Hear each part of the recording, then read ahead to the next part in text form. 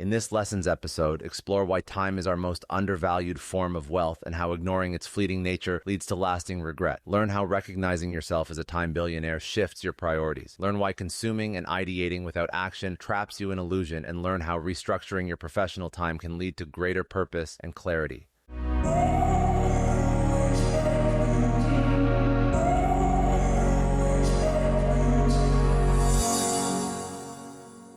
What do you think? I'll ask you personally, I guess. You could ask what people have the most trouble with, but it's more fun to ask what you have the most trouble with. So what is the one kind of wealth that you think is the most difficult for yourself? I think time wealth is the one that most people struggle with. And it's for a few reasons. First off, time wealth is first and foremost about an awareness that time is your most precious asset, about an awareness that it is finite and impermanent, that if you don't think about it until the very end, it's going to be the only thing you think about, but when it's too late. That is a very tough switch to flip in a lot of young people's minds in particular. Time has this characteristic for young people where you think about it none, and then at the very end of your life, it's the only thing you think about, but it's too late. Or you think about it none until your parents are dead, and then you're like, oh shoot, I should have thought about it more. And it's hard to get that across to young people. The question I love to ask is, would you trade lives with Warren Buffett? He's worth $130 billion. He has access to anyone in the world. He flies around on private jets. He's got plenty of houses. He reads and learns for a living. But you wouldn't trade lives with him because he's 95 years old. There's no way you would take $130 billion to be a 95-year-old today. Of course not. You wouldn't do that. And so you're recognizing, and by the way, on the other end, he would trade lives with you. He would give up $130 billion at your age in a heartbeat. And so you're recognizing that time has incalculable value. And yet, on a daily basis, you take a bunch of actions that disregard your time. You sit around scrolling on social media, you work on nonsense, you say yes to things that you don't actually want to do. You catch yourself in these like time for money trades that don't make any sense in your life anymore. So you sort of know it in the back of your mind, but then you don't take actions to It's not actually painful direct your now. attention. It's not painful, and people have a tough time internalizing a like future reality in the present. So yeah, it's exactly that. It's like, you don't recognize the fact that the time is just slipping away, right? Like you are a time billionaire. There's this concept in the book that I bring up from this investor, Duncan. You are a time billionaire when you are young. You literally have billions of seconds left in your life, but the seconds are just ticking away. And importantly, there are certain seconds, there are certain moments in your life that are more important than others. There are windows of time that actually have more importance. Ancient Greeks had two words for time. Chronos was the linear, sort of normal version of time, and then kairos was this idea that there were certain windows that were more important than others, that had more texture, more meaning. That is true in your own life, and energy and attention deployed into those moments is more impactful. As an example, when your kids are young, that is a window of time that is going to be very short that you are never going to get back. Not recognizing that and being present during those moments is something that you will regret for your entire life.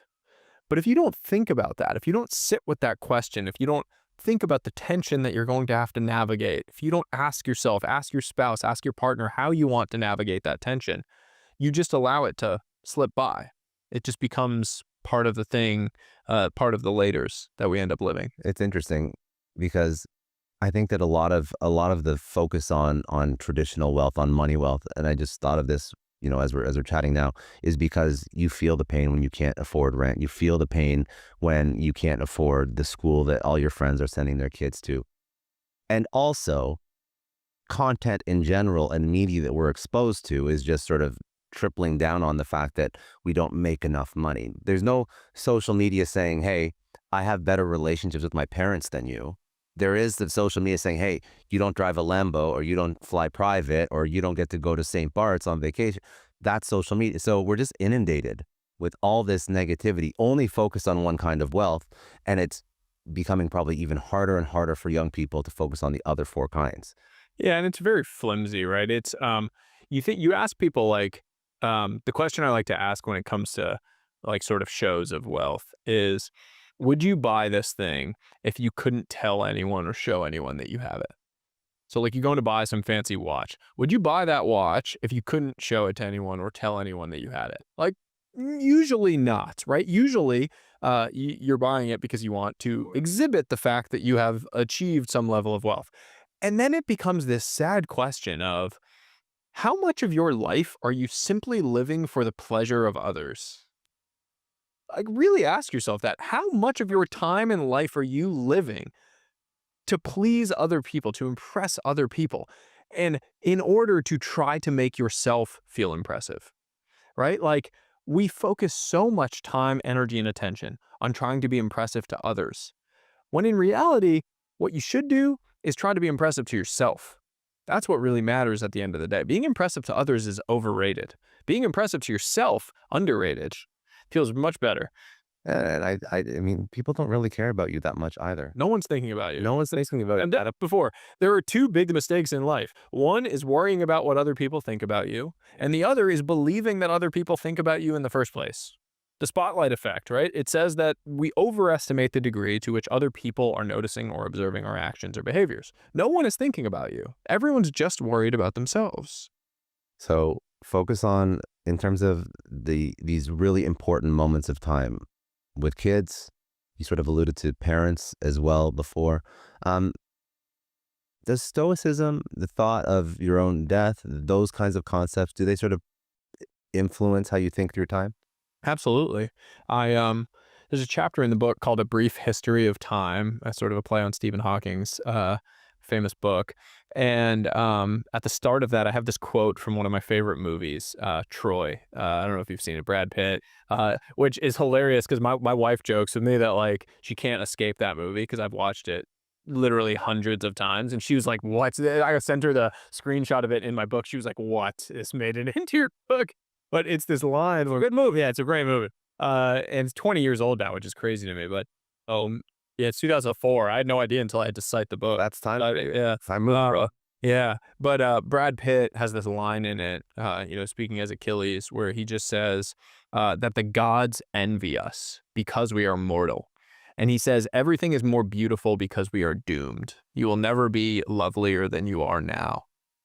And that is such a powerful line to me, of that exact idea that like the fact that you will never experience these moments again make them so much more beautiful, so much more important, because you don't know when it's going to be the end. You don't know when there's going to be a last time, to use Sam Harris's idea. All of these things are inherently fleeting, and that's what makes them so special and so important. When you interviewed all these people, what would be one thing that you noticed was incredibly different from interviews with young people versus old people? It's perhaps cliche to say, but the young people almost unanimously across the board assume that the linear relationship between money and happiness is going to continue into perpetuity. And the old people know that it doesn't. Um, uh, Arthur Brooks is this famous happiness researcher. He's a friend of mine, one of the early readers of this book, which I was very grateful for. And he talks about the fact that early in your life, money does directly buy happiness. It reduces fundamental burdens and stress. It affords you kind of early pleasures, which really directly drive happiness. And so what happens is we create this pattern that when the money bell rings, we get the cheese, right? Like we're like the little mouse. And that creates a very strong mental pattern that convinces us that that relationship, money bell ring, get cheese, is going to continue into perpetuity. And it's very hard to crack that patterning that we have from our early years. So even once you get to the point where there are diminishing returns, where it no longer drives that incremental happiness, where you should be focusing on these other types of wealth that you can use money as a tool to hopefully unlock, you don't realize that. And so you keep marching down the path thinking that money is going to continue to drive happiness until it's too late. And that's where you end up in this, rich yet miserable existence that we see all too often. You mentioned 4 types of professional time. So can you explain that, what those mean? Because I think that a lot of people understand, okay, fine, I have to spend time on things outside of work, but within the context of work, how do I allocate my energy and time? Yeah. So this idea of 4 types of professional time is the idea that in a regular professional schedule, there are 4 ways that you can spend your time. One is management, which is basic tasks, emails, meetings, processing things, like very simple management tasks. That probably ends up being like 80+% of most professional people's time. The second type is creation. That is when you're actually creating or building something. That could be making a deck, it could be doing analysis, it could be coding, but it's creating something. That ends up being the rest of the time for most people. These other two types of time basically get forgotten, but they are so important for changing your outcomes. The third type of time is consumption, meaning this is when you are actually consuming things at the top of the funnel. This is reading, this is learning, this is listening to things. This is where you're actually incepting new ideas into your brain. Most of us spend zero time on that structurally. And then the fourth type of time is ideation. That's when you're actually thinking. That's when you're creating the space, as we talked about earlier, to zoom out and actually ask yourself the bigger questions about the things you're working on. Consumption and ideation get lost in a typical professional calendar. You spend the vast majority of your time on management, a little bit of time on creation, and consumption and ideation are nowhere to be found. The problem is that when you are in that management-focused loop, that's when you end up being like the rocking horse, where all you're doing is emailing and sitting in meetings, and you're not actually making forward progress. Consumption and ideation are what enable you to have the 10 or 100x outcomes on things. Because that's where you're incepting new ideas, where you're actually thinking about what really matters, the bigger picture questions, where you can focus in on the things that matter and work smart, not hard. Management time is like very much the time for money trade. It's the endless loop that we get stuck in. And so thinking about this in your own calendar, the exercise I walk through in the book when I talk about this is to color code your calendar across those four types of time. Color code things according to whether it was management, creation, consumption, or ideation, and then look at what your mix of time is across the week. And once you have a sense for what your current mix is, then you can try to more strategically put together a calendar that actually does carve out windows for consumption ideation and hopefully reclaims a little bit of the management time to put it towards creation.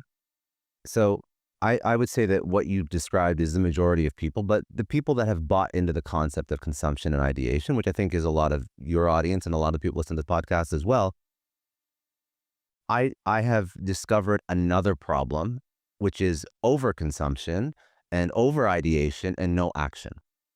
So to people that do nothing but consume podcasts, read newsletters, read books nonstop, and they think through a million different ideas and they have shiny object syndrome, what's your wisdom for them? Once you actually graduate to the level where you do these? Yeah. Act. Yeah, that's going to be the whole podcast.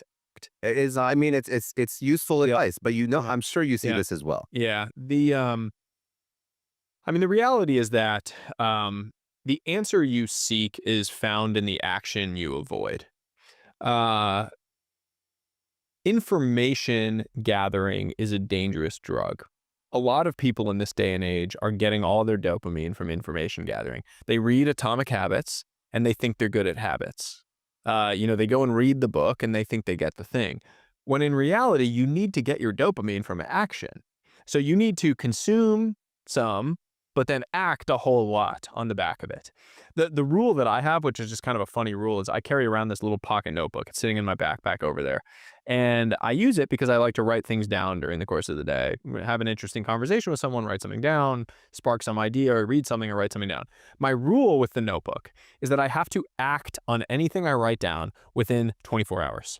Meaning I have to either go deeper on it, I have to log it somewhere, I have to learn more about it, I have to mark it as like not interesting and cross off. But I have to do something with it. So it can't just become this mindless loop of like, oh, I just write down everything that I come across. There has to be an action attached to the thing that I log as interesting.